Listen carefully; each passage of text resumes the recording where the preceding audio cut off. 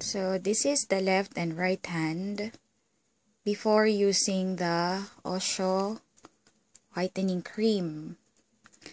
So this is how Osho whitening cream looks like. It says here, whitening and wrinkle care multifunctional cream.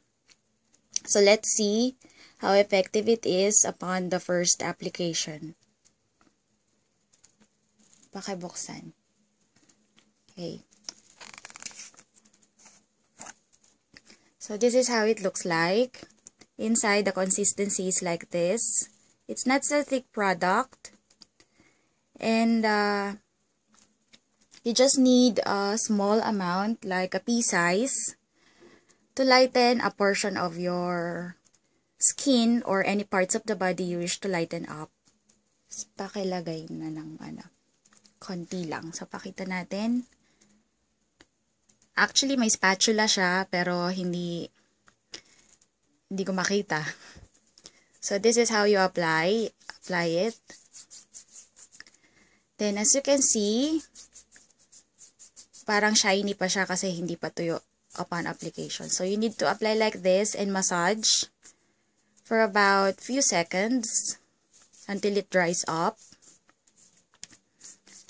Like that.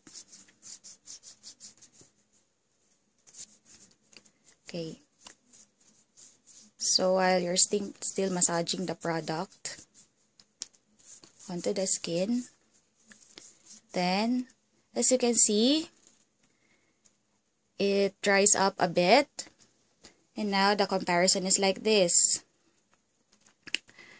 So, the right hand is with the Osho whitening cream, and the left hand is without the cream.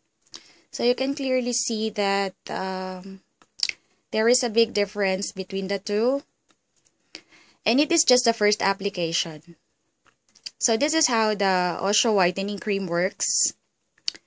And it can lighten any part of the body you wish to lighten up, from your face up to your toes. Happy shopping!